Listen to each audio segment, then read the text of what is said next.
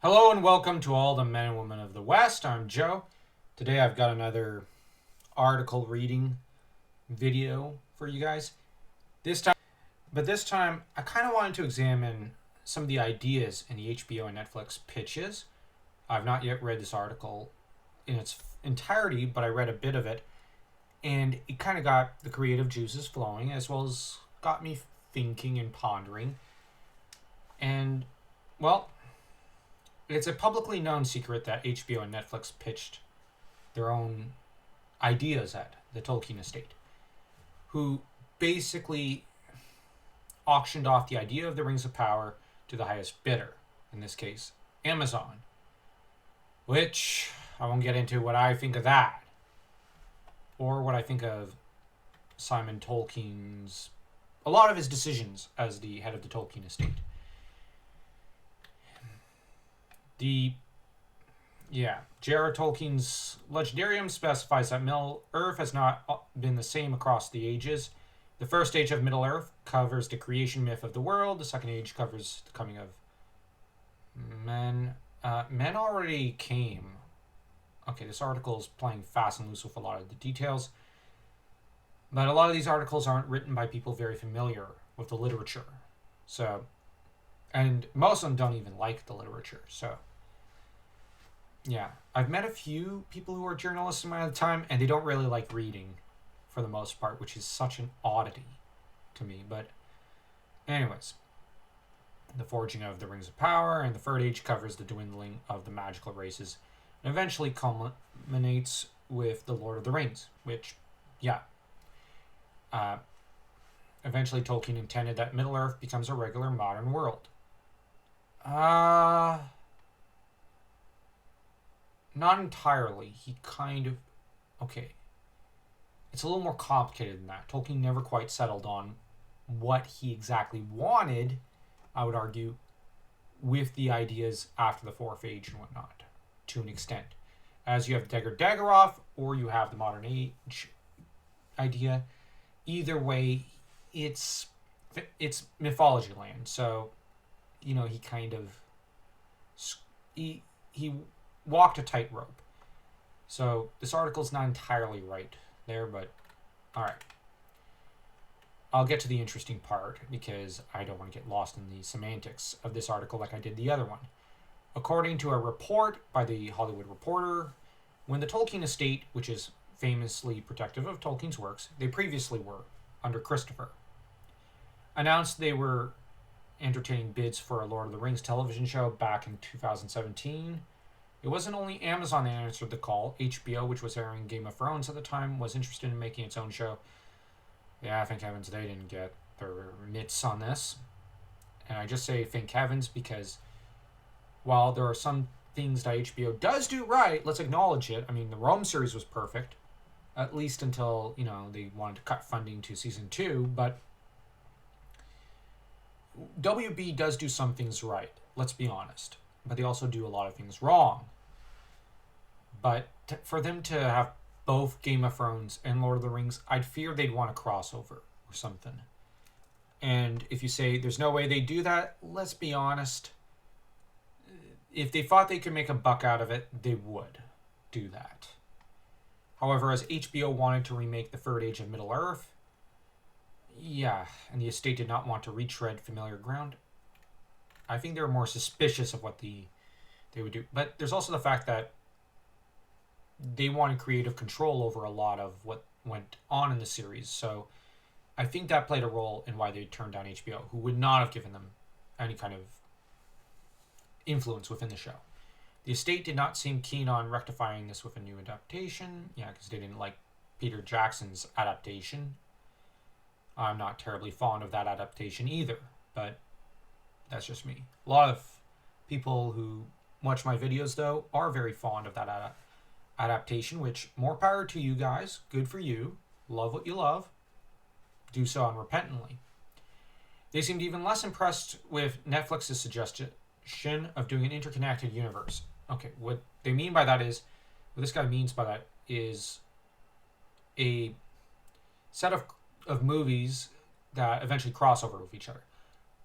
Now this guy uses the example of Marvel, but I'd say there's also the universal horror monsters kind of idea with an Aragorn show and a Gandalf show, which that's just dumb. That's my opinion. Like, I don't. Basically, we have essentially a Gandalf backstory movie. It's called The Hobbit. As to Aragorn, I think that I don't think a backstory movie exactly works unless you take from his time when he was working for Gondor as a captain undercover. That could be a good movie or TV series, I guess. But ultimately, I think it'd work better as a movie, as a very short, hour and a half long movie. As to Gandalf, I really don't see how you can do a backstory adaptation story unless it's The Hobbit, if I'm just being honest. Now, the idea of doing a series of individual, independent stories that eventually interconnect at the start of Lord of the Rings or something, there kind of is potential there, although I would not want Netflix to do that because they're, let's be honest, unrepentantly bad for the most part. Let's just be honest, they're not very good at doing that sort of thing, or at doing almost anything, it seems. I guess I might trust HBO to an extent in terms of writing, to an extent. But I'd be worried about any changes they might make. So, and at them maybe bring back Peter Jackson, which I would not want him to come back for this. Now, if you were to do you have Helm Hammerhand, let's say, and then you've got maybe a series about, let's see, the Angmar Wars. That'd be a great series. You could do like probably 6-7 seasons of just that. You've got the kinslaying, I think it is, between the different factions of Gondor for the throne back in the day. Like, there's a lot to do in the Third Age. And I do argue the Third Age. Second Age, yeah, there's a lot you could do there as well. So, doing a series like Aragorn, Glorfindel, Gandalf, I just don't see the logic behind that. The kind of universal monster Marvel approach, I don't think entirely works. But it's not the dumbest idea ever. Not exactly. Like, Netflix was on the right track to doing a bit of exploring the expanded universe, so to speak, and the appendices. They were on the right track. They were just, I think, looking too narrowly, too closely to the actual novel of Lord of the Rings. And yeah, this guy. Okay, who's the writer of this article? He's actually doing a pretty good job for the most part. Of course. Okay, so I should say of course because, well, the Lord of the Rings fans I've met who are Spanish are just really fun. So, okay. He's not a fan, obviously, but he's got some brains between his ears, which, hey, I'm actually enjoying this article a lot more than I thought I would, because I didn't read this far. I only read as far as the, here. They took the Marvel approach, and that completely freaked out the estate. Yeah. I could see why. It is probably inevitable that House of the Dragon and the Rings of Power have been pitted against one another. Yep. And I'm going to be honest, I think House of the Dragon is totally dominating this little contest, this competition, because Rings of Power should have completely blown out House of the Dragon, but House of the Dragon is a lot better, a much better show. So, and I haven't watched Rings of Power because I've not been tempted. I don't really care, because the trailers just did not sell me. They actually convinced me not to watch it, which is kind of funny. Anyways, ultimately, the fate of both Rings of Power and the House of the Dragon is secured for another season, but beyond that, it is Yeah, of course they're secure for another season. Despite, I would argue, Rings of Power not exactly breaking even. I don't think it broke even. I haven't checked the numbers, but someone could tell me in the comment section. I don't think it broke even. It, no matter what, it's going to be renewed for another season because they want to try to milk it. They want to try to make cash out of it.